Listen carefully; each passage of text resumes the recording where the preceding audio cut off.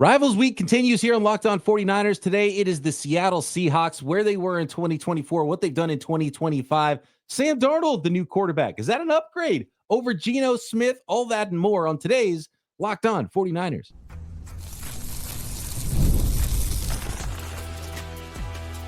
You are Locked On 49ers, your daily San Francisco 49ers podcast, part of the Locked On Podcast Network, your team every day. Welcome to Locked On 49ers. Brian Peacock and Eric Crocker at BD Peacock at Coach Crocky. Thanks, everybody, for making us your first listen on the Locked On Podcast Network, your team every day. Love and appreciate all the everydayers. Thanks for hanging with us all off-season long, getting ready for 2025. It is Division Rivals Week, so looking at those opponents we'll see twice a year in 2025 and how the 49ers stack up with the off-seasons that these teams have had in the NFC West.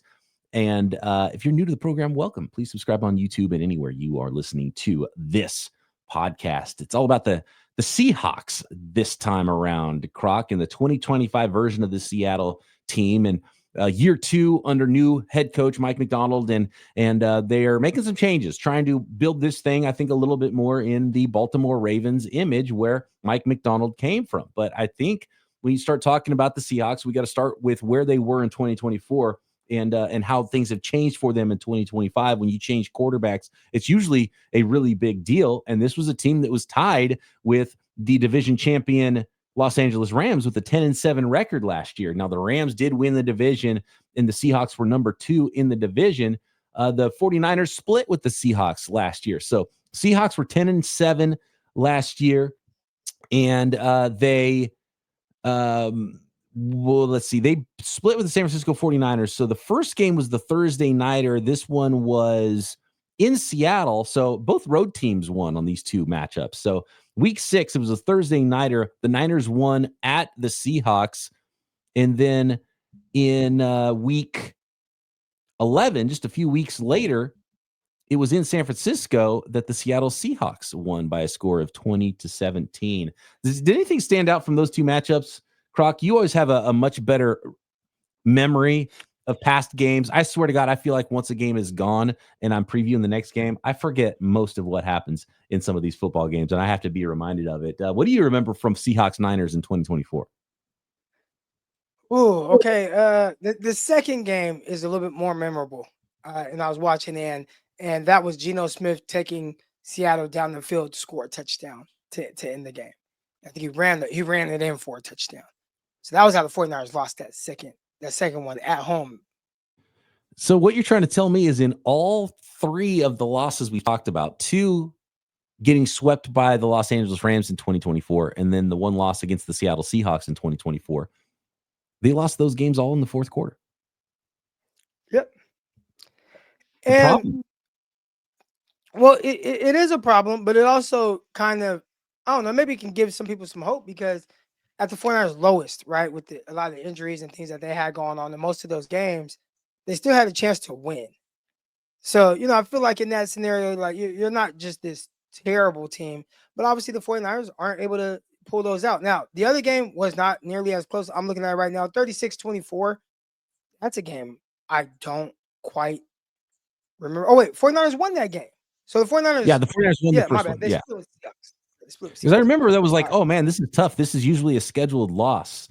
And things were a little bit weird to start the season with the 49ers. It's like, man, you got a Thursday nighter, short week going on the road to Seattle. The 49ers haven't had near as much problem winning in Seattle in recent history as they did for a long time either. So maybe that whole idea is just kind of conquered against the 12s. No, that whole 12s thing, that was the Legion of Boom and Pete, like they were good.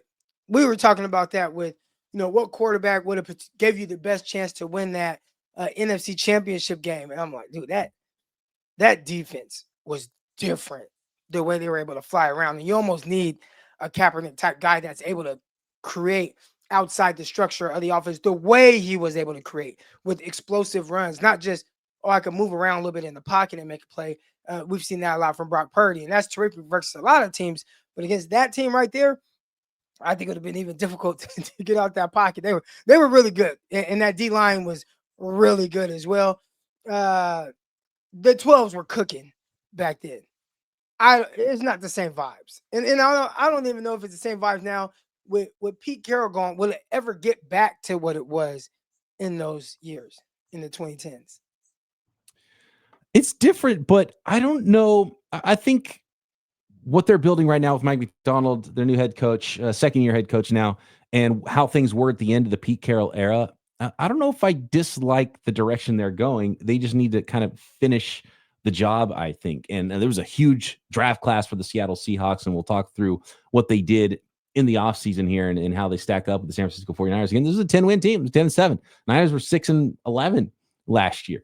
When you look at the moves they've made in the offseason, somewhat interesting. And I think we got to start with the quarterback. There's a good Mike Silver article recently in The Athletic talking about the Seahawks and how they chose Sam Darnold and Sam Darnold sort of, how his career has gone and how he sees himself in some ways. And clearly the Seahawks thought that he was going to be a plus player for them. And obviously Darnold had an awesome year last year for the Minnesota Vikings and fell short and kind of fell apart at the end. And I think that was pretty important for Sam Darnold. I want to quote him actually in this Silver article. Darnold was talking about his season last year, and he said, for lack of a better term, we laid an egg as an offense at the end of the year.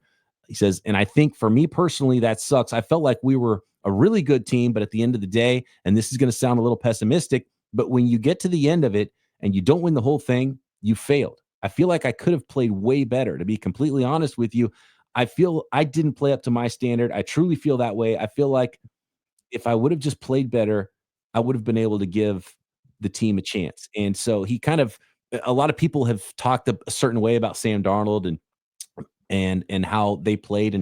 And it's funny because he kind of agrees with you. He's like, yeah, I blew it at the end of the year. Right. And we'll see if Sam Darnold can have that same success in this offense, new offensive coordinator with the Seattle Seahawks. But I'm kind of high on Sam Darnold. I mean, he's still a talented guy. He was in an awful spot as a really young player coming out of USC for the Jets. And I'm sure it helped him to play under Kyle Shanahan for a year and not have any expectations, and then had an awesome year last year. So I think that there's potential that it was an upgrade to go from Geno Smith to Sam Darnold. I think a lot of people see it as a little bit of a downgrade just because of how their careers have gone. But at the same time, at one point, Geno Smith was in the same spot Sam Darnold was, as a fairly highly drafted guy that everyone called the bust and thought he was garbage, and turned out to be a pretty good quarterback. And so I think Sam Darnold's in that era as well and has a chance to do it a little bit sooner than Geno Smith did in his career. What do you think about the Geno Smith to Sam Darnold swap? I think I don't want to say it's boom or bust. I think they are different. I think you can get a little bit more highs with Sam Darnold. And he's going to kind of go for things a little bit more, where I think Geno Smith maybe could be a little more conservative sometimes with some of his decision making. But there were certain throws that Geno would make. Like I'd be watching them. It'd be Sunday. I got Red Zone on, and it's like Geno Smith, Seattle against the Saints. And I just see him throw these touchdowns where I'm like, man, there might be, 6 guys throwing that pass in the NFL, 5 guys throwing that pass. I think unfortunately for Geno, he just not so much it wasn't always that guy, but I felt like specifically against the 49ers, more times than not, the 49ers didn't get to see that version of him. More times than not. The last game of the season, the last game that they played last year, you saw him make some plays. But there were other times where I'm like, man, that's a dangerous quarterback, the way he's able to do things. And you just didn't see it very much consistently. He did have one terrific year, 2 years ago, where I felt like if that were a 49er quarterback, right, if you just swapped the stats, how would people view that kind of season? Because it would have essentially like broke down there every record passing the 49ers have. Completion percentage, yards, the touchdowns were right up there. He had a really good year, and then he never followed up quite with that same kind of season. So do you think that Sam Darnold can?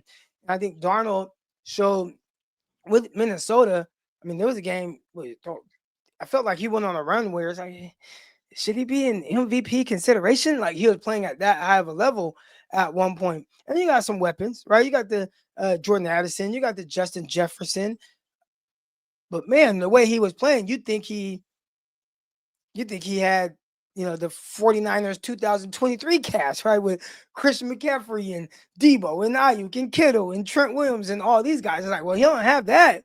He has a couple of terrific receivers, and I think Aaron Jones definitely played very well for him out of the backfield last season. There's a lot of trying to figure out what you are going to be now when there's high expectations. Because even heading into last season, at least my thoughts were, by week 4, week 5, Sam Darnold will be benched and JJ McCarthy will be in and he'll be the guy. Well, JJ McCarthy tore his ACL or his Achilles or whatever he did. So he just was out the picture. He was never going to play in a regular season. And I felt like Sam Darnold was kind of playing with house money a little bit. And there weren't those expectations. But now you have huge expectations. So you're going into a situation where now you're the guy, everything's on your shoulder to kind of not only keep us afloat in the NFC West, but can you get us over that hump and win the NFC West? And I think with more expectations, sometimes you find out a little bit more about people. So I'm curious to see what Sam Darnold is. Geno, similar situation, like you said, came in, was a backup to Russell Wilson. Eventually got to be the starter, ended up being a guy, played well, kept them afloat. They were a competitive team. Can Sam take them above that? And I think the whole NFL is going to be watching. Totally agree. A little bit more volatile with what Sam Darnold could be. Could be better, could be worse. But I think it's worth the gamble for the Seattle Seahawks versus what they had in an older Geno Smith. More on the new look offense, not just a change at quarterback for the Seattle Seahawks, the quarterback they actually almost brought in instead of Sam Darnold, and that McDonald defense, and how the Seahawks stack up to the 49ers in 2025. Next.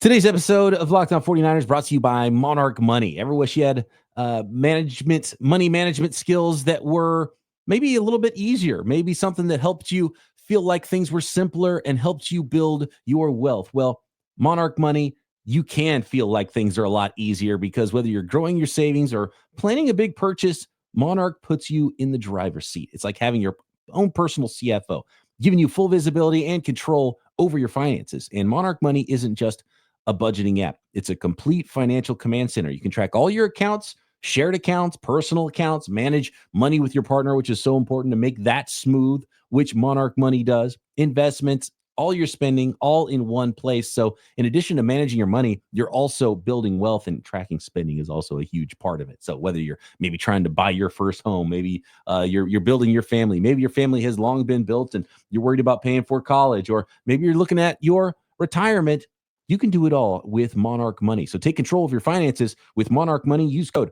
LOCKEDONNFL at monarchmoney.com for 50% off your first year. That's monarchmoney.com, code LOCKEDONNFL for half off your first year.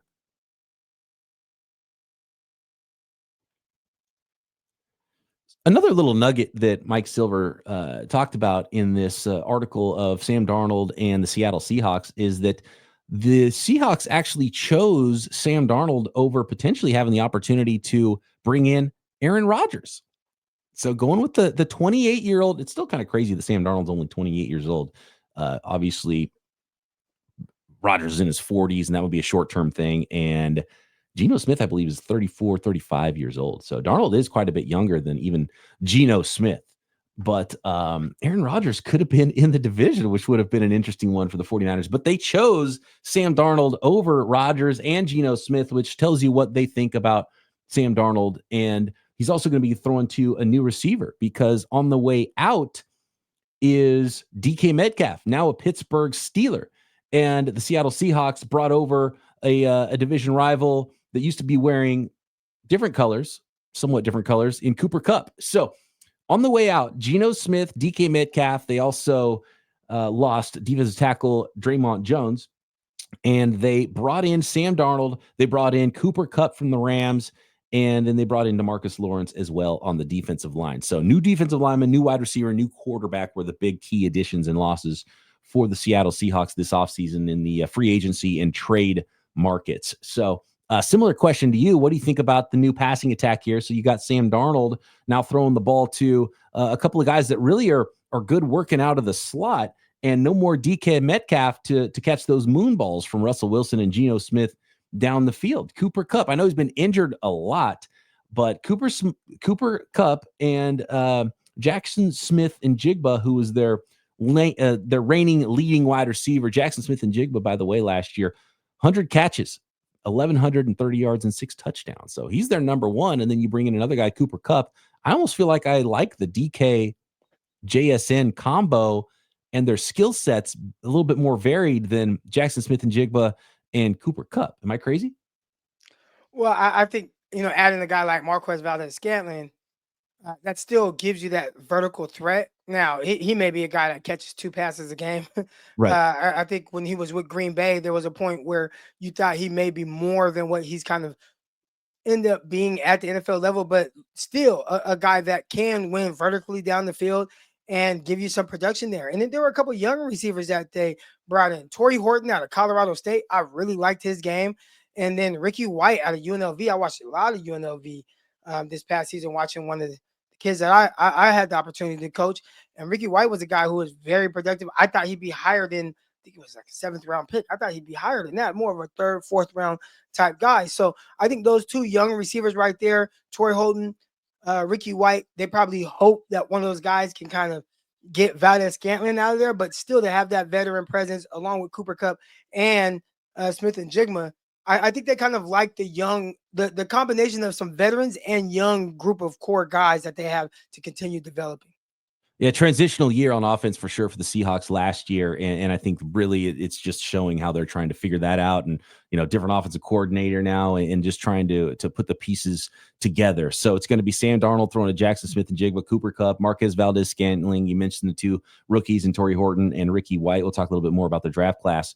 Jig Bobo, a lot of people liked there in Seattle, and so some pieces added to the offensive line, which is really banged up and really bad for them. And their running game was not good last year. They bring back Kenneth Walker, who I think naturally is a really good, one of the better natural just runners of the football in the NFL, but he's been banged up so much. Zach Charbonnet has really never showed a lot to me. Kenny McIntosh is a player that, liked coming out, thought he was a great value. They drafted him later in the draft, I believe last year, right? And then they dipped again into the late rounds of the draft this year in Damian Martinez, but I don't think anybody had even 600 yards on the ground last year for the Seahawks. Look it up right now. Yeah, so they're actually 4 yards apart. Kenneth Walker had 573 yards on 153 attempts, and then only a 3.7 yard per carry when he was healthy for his 11 games.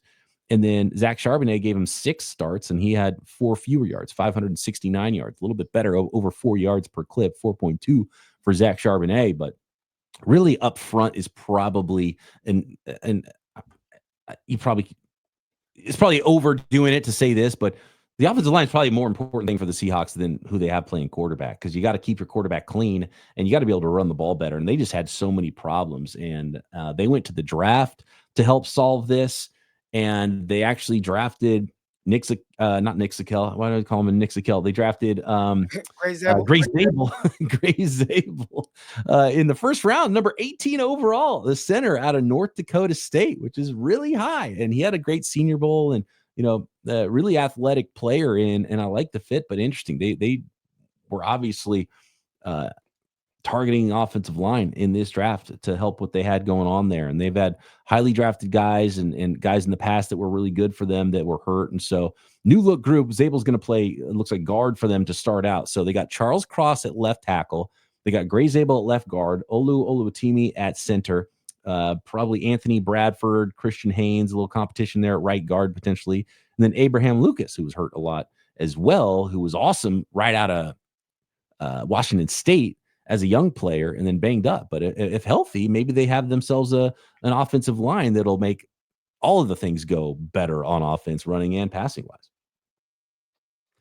Now, definitely. And, they attacked that line, and I thought they did a good job being able to get in Gray Zabel, and they put some resources to their front. I'd probably guess the 49er fan base would like to see the 49ers put the same type of resources into their offensive line that the Seattle Seahawks have done. But then coming back and drafting Nick Emmanwori, right? Like just super athletic safety. And then Elijah Arroyo, the tight end out of Miami. And then the GOAT, Jalen Milroe. We've talked a lot about their some of their offensive weapons and pieces, and obviously getting Sam Darnold. But how do you think Jalen Milroe fits into that equation?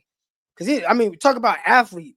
He's a terrific athlete, not the best guy throwing from the pocket, but he's so dynamic as a runner. I think in college, especially when you have like those wide hashes, you're able to spread the field a bit more and really use that dynamic running ability, and the passing can kind of take a back seat at that level. NFL, that's not the case. You have to be able to play from the pocket first and foremost. And if you can't, just won't last long in the NFL.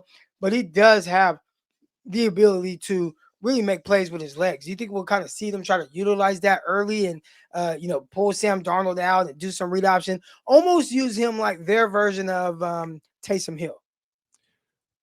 I got an answer for that, and I'm going to tease it. I want to talk about that next. And the rest of their draft is a big draft class. And one of their defensive players they drafted early that, if I'm not mistaken, Eric Crocker was very intrigued by. Next.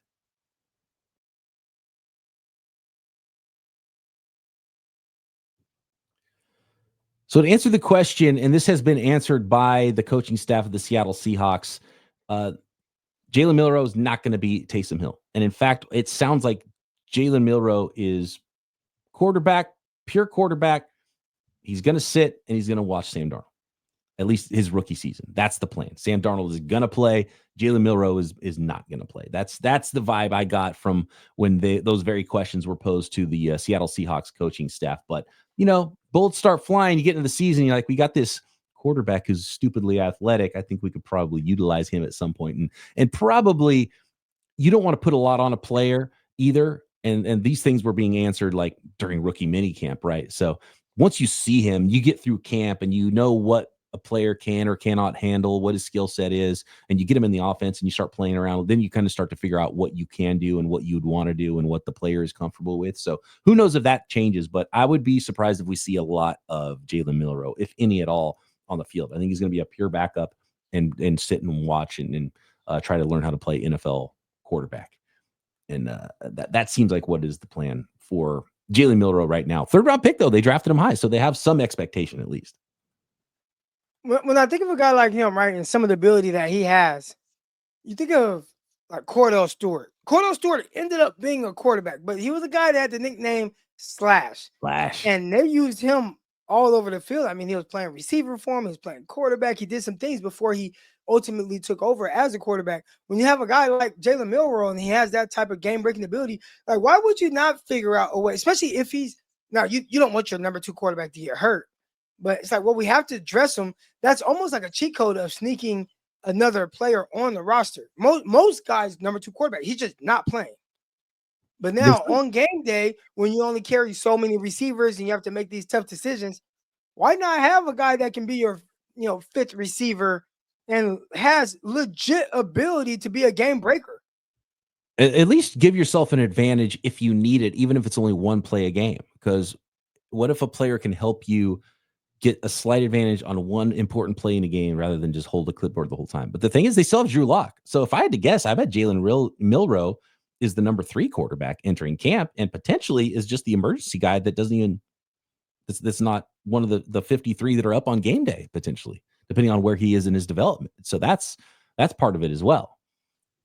Is even ready to be a number 2 where you're one play away from going in and running the whole thing at quarterback as a rookie. So that's probably the first hurdle for Jalen Milroe. And then if he is the backup, now he has a uniform on. Now it's like, okay, do we utilize him now that we got a uniform on this guy and he's our backup quarterback? So it is fascinating, and see how good they are at developing quarterbacks over there in Seattle with Jalen Milroe. About Nick Emanwari, we talked about Gray Zabel. I keep screwing up his name. Gray Zabel, the Seattle Seahawks first round pick, number 18 overall. They picked early in round 2, Nick Emanwari. This is this the pick they got from? No, they got number 50 from the Steelers. So they had pick 35. I think there was another trade in here that I'm not seeing. But Nick Emanwari, number 35 overall, the big, fast safety out of South Carolina. He was a guy that intrigued you, Croc, for the 49ers if he was going to potentially be there somewhere in the early portions of the second round. He did not make it. I've been one of the 49ers to get that really just uber athletic guy. It doesn't have to be, 6'3", 20 and but it does help if you have that type of ability and versatility. And this isn't just a workout warrior type guy. This is a guy that took the ball away. He picked off several passes last season. So he's flashed some ball skills on top of having that ultra athleticism that he possesses. And I feel like 49ers kind of lack in their secondary. Now he went much higher than the 49ers. They just didn't have a shot at all. But I do wonder with them drafting guys, third round, and if he were available, second round, is that a guy the 49ers potentially would have taken? They weren't able to get him. And the Seahawks, like they did with DK Metcalf, they drafted a guy that I really liked that fell to him. And we saw at different times, DK Metcalf, it definitely worked out for the most part, right? He was a very productive receiver for the Seattle Seahawks. And I think Nick Emery, a guy with his type of ability on the back end, heck yeah, I liked him. And it's going to suck to see him play against them. Now, sometimes with some of these taller guys, in coverage, the change of direction is not great. So hopefully for the 49ers, that's the case where you're able to kind of get him out in space and, hit him with some things and he can't react quick enough. But man, a ton of athleticism. You leave a ball hanging in the air, he's the guy that can close on that in the quickness. Well, you know what Seahawks fans are going to say? Oh, we got our George Kittle eraser. We got our guy who can come down and hit and stop the run and even cover Christian McCaffrey out of the backfield, right? We'll see. I don't know if I've seen a George Kittle eraser. Like, I just haven't seen that. My brother thought that there was one on the Dallas Cowboys. Can't even think of a guy. Was it Curse? J-Ron Curse? I think that's his name. And they're like, dude, 3 touchdowns before you could blink. Like, just no, there's nobody that, if the 49ers just feel like using George Kittle, because even in that 3 touchdown game, I think he had 4 total catches. So it's like 4 catches, 3 touchdowns. Yeah. And, he has a terrific game as the Cowboys. And it's like, well, he only got targeted like 4 times. If they were like, oh, we're going to target him 7, 8 times, I think it would be clear right away. Teams would have to figure out a different way to defend him. Because I don't think you could just, heck, I saw Stephon Gilmore in his prime with the New England Patriots lined up. And George Kittle was having fun and what's up, dog? And talking to him before the snap and just beats him on the out route first down. I'm like, George Kittle he has the ability to be so much different. And we see that, we know that. But I think he could be even more. So to Seahawks fans, I'm letting you know right now. If there is a George Kittle eraser, I haven't seen it. Yeah. And you can tell your brother that he was almost right, except for it was that George Kittle erased that player from any of our memories, because I don't even remember that guy existed in the Dallas Cowboys. Yeah. So the rest of a huge draft class. Obviously, they had the extra 2nd round pick from the DK Metcalf trade. They took a big athletic tight end, had some injury issues, but he could be a dude. Elijah Arroyo out of Miami, Jalen Milroe in round 3. Came back in round 5 with a whole bunch of picks. Riley Mills out of Notre Dame, defensive tackle. Torrey Horton, Colorado State wide receiver. I think it's a phenomenal pick in value in round 5. Another tight end out of Alabama in round 5. Damian Martinez is kind of the interesting one here. You mentioned Ricky White as well, a 7th round pick. They brought, what an awful pre-draft Jared Ivey had out of Ole Miss, defensive end, big defensive end. They ended up signing him as an undrafted free agent. Jared Ivey didn't even get drafted. He had awful workouts, but I kind of liked his tape. I thought for sure he was a mid-round guy based on his tape. But Damian Martinez, we looked a lot at running backs. If I'm not mistaken, you were not as high on Damian Martinez, the running back out of Miami. Kind of a bigger, kind of more, I don't know if plotting is the right word, but not a lot of juice. When you watched him at Oregon State, and I watched a lot of them at Oregon State, like terrific. Pac-12, they have a bunch of really good running backs that year. They just had a bunch of them out of nowhere.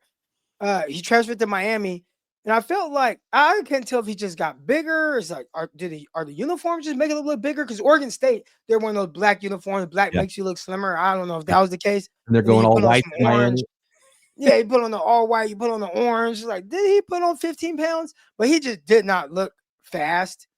And again, different offense. When you're playing for Oregon State, especially with DJ Uiagalelei at quarterback, they were under center. You got a fullback. You're running downhill. With Miami, a little bit more spread. You got Cam Ward at quarterback, and I think it just didn't make him look as fast or explosive. And that's not saying he was super fast at Oregon State, but I didn't quite see it.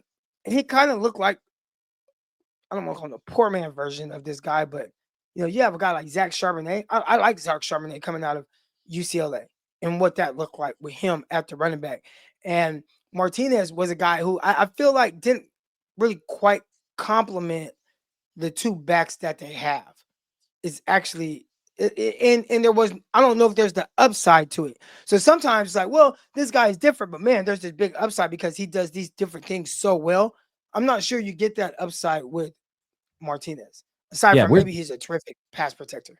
I look at their whole group of running backs, and it's like, where's the juice at running back there? But I think that's probably not what they're super interested in, because they're trying to build this thing in a Ravens image, and that's what brings me to the defense. And this is where the unit could be. I think they can make some strides here and really start to play more like what Mike McDonald envisioned when he took over last year. Obviously, some big changes on offense too. And this is already a 10-7 team. So if it comes to fruition, maybe they're a lot better on both sides of the football this year, and they're already a double-digit win team in McDonald's first year as head coach for the Seahawks last year. So the big one I'm looking at is defensive lineman Byron Murphy. He didn't really have an opportunity to be that guy as a rookie. He was banged up a little bit. I loved him out of Texas, defensive tackle, first rounder from last year's class. So if he becomes that guy next to Leonard Williams on the inside, they brought in DeMarcus Lawrence to help rush the passer with Boye Mafe and Uchenna Nwosu. Derek Hall, they've got some guys that can rush the passer. And then obviously they brought in, kind of got Ernest Jones for free. We talked a little bit about this yesterday. He's their best linebacker. Then they re-upped him. I don't know how that whole thing worked out with the Rams, who just hate linebackers for some reason, but a good get on their part. And then they're building their secondary now. You got Nicky Manwari, Devin Witherspoon, Julian Love, Kobe Bryant, Tariq Woolen is still around. So interesting group on defense. Can they start playing more like those Ravens defenses in the kind of multiple fronts, 3-man fronts, odd front, even front, get after the quarterback, play nasty? I don't know if I have a definitive answer on what this team's going to look like, if they're going to be great, if they're going to be good, if they're going to be bad on either side of the ball. But I'm really interested because it could go pretty well, I think, for the Seahawks. Yeah, and that's what they brought their coach over to do, to be like, hey, bring some of that swag from Baltimore and kind of how they play defense. And I envy Baltimore because they go out and they get the big bodies, and you see the Seattle Seahawks saying, all right, we're going to kind of replicate some of the things that they were doing over there. So you got the guy that was really in control of the defense, and I think a lot of people were excited to see what that defense would look like with Seattle. If I'm not mistaken, I believe it got better down the stretch. So that would kind of give you the thought that it's only going to get better, especially the more they continue to add guys that fit what he wants to do. Yeah, I'm trying to remember how it went at the end of the year, because they actually beat the Seattle Seahawks, or the Seattle Seahawks beat the Los Angeles Rams in LA the last week of the season, January 5th in week 18. But if I'm not mistaken, that was not enough. And even though they were 10-7, did the Seahawks not make the playoffs? Because I'm not seeing. Okay, so they did make the playoffs, but I'm looking at their schedule right now. They won 6 out of their last 8 games, but missed the playoffs. And missed the playoffs, right? Okay, so that's what it was. Yeah. So they went on a 4-game winning streak after their bye, starting with the win in San Francisco at the 49ers in week 11. They won against the Cards, the Jets, the Cards again, so not a powerhouse group of teams. They lost a couple in a row against a couple of playoff caliber teams in the Packers and the Vikings, and then they beat the Bears, and then they beat. So the opponents weren't great on some of this big stretch run that they went on, but they did go on a run, and it ended up not being enough. And the Rams, even though they were 10-7, were the division champs. Yeah. Niners. Are the Niners better than the Seattle Seahawks right now today, Croc? It feels like the 49ers are. And, we talked about the Rams and some of the things they have going on as well. 49ers are currently the favorites to win the NFC West. So, with everything that was going on, I continue to talk about older guys coming back from injuries and what that may look like. Vegas feels like, no, 49ers are the favorites. But, obviously the favorites don't win the division every year. Otherwise, the 49ers would have won it last season. And I do see a scenario where the Rams and the Seahawks are getting better. And the 49ers are not getting better. They may be in a better situation than they were last season in the sense of being healthier, but the Niners as a team, they're not getting better. Not right now. they're still trying to capitalize on this window that's hopefully, still open. Right. But you should see a better version of both the Rams a little bit and the Seattle Seahawks, especially the Seahawks, second year of the new head coach. And don't sleep on the Arizona Cardinals, the third and final team in our division rivals NFC West week here. I'm going to talk Arizona Cardinals on Thursday's episode of Locked On 49ers. Croc's going to be out of town, so I'm going to have a special guest, I think, with me on Thursday's episode to talk Arizona Cardinals. Got Winky Wednesday tomorrow, so you are going to want to stay tuned to Locked On 49ers as we roll through the offseason and head toward 2025.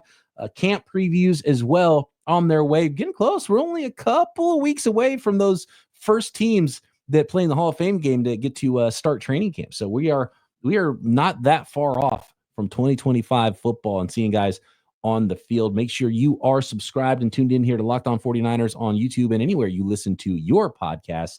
Back tomorrow, right here, Locked On 49ers.